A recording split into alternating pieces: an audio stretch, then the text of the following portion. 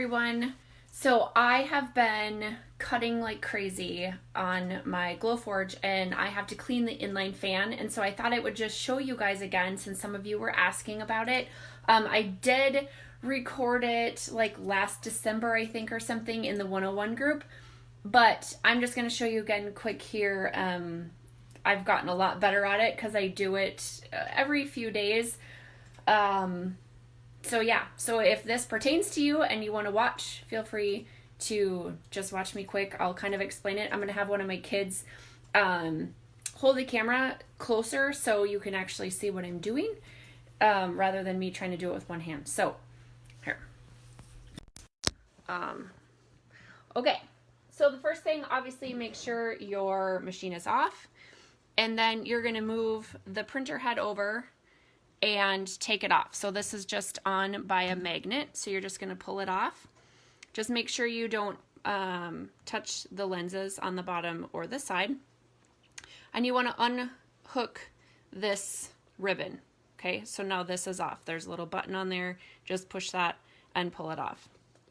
So this, for now, I'm just going to set aside, and I'm not going to worry about that for right now. So the fan is behind here. So some people just like to take this, and you can see that's the fan that we need to clean. Okay, so you can just take a vacuum or something and kind of clean this fan out just like that, but I'm going to take it off because there's other parts of it that need to be cleaned as well. So the first thing you need to do is, follow my hands, is take oh, hang on. Sorry.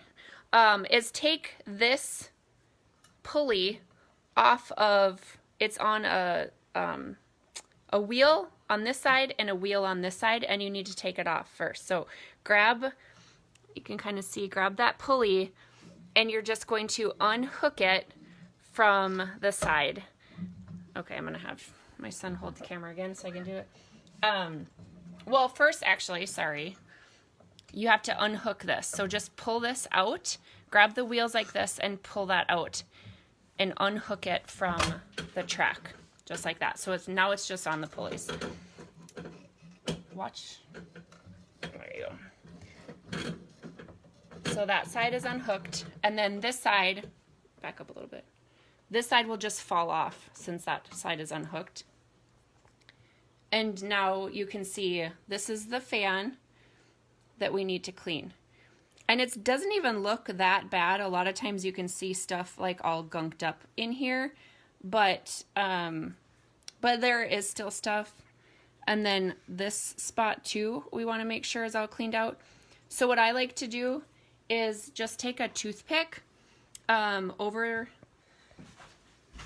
the garbage here, and I just take a toothpick and just go in each like hole here and kind of scrape on the sides and then shake it out, and you can see stuff is kind of coming out. So just go along each one.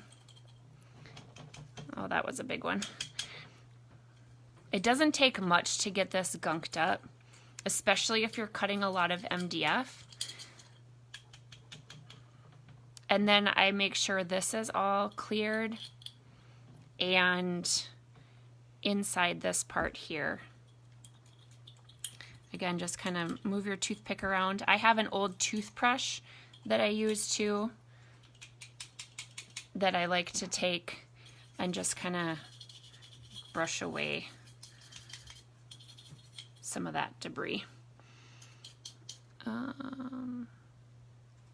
Yeah, Cindy says simple green wipes work well.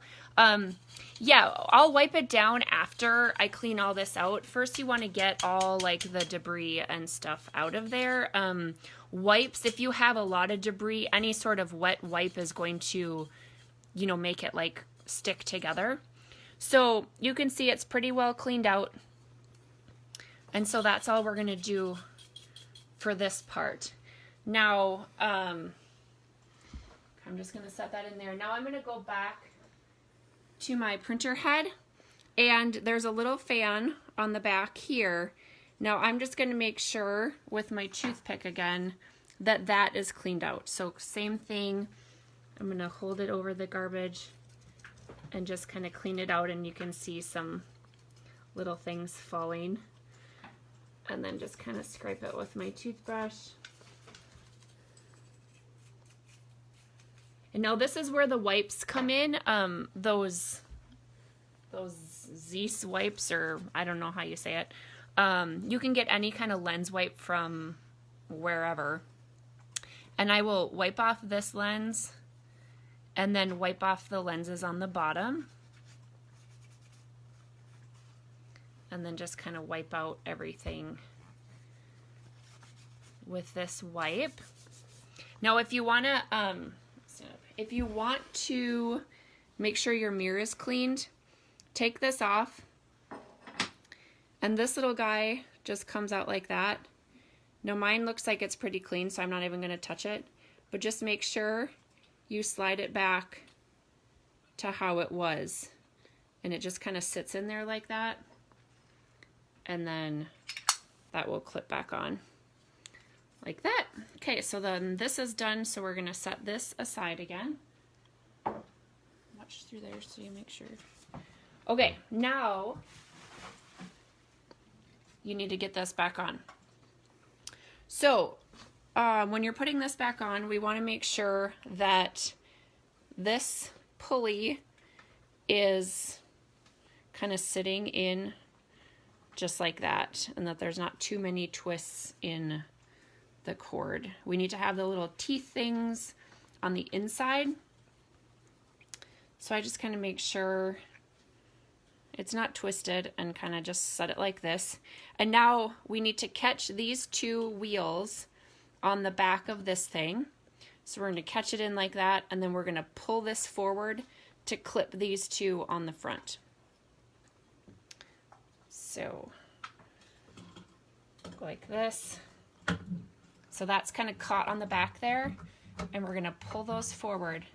So now you can see it's really easy to move this on this track.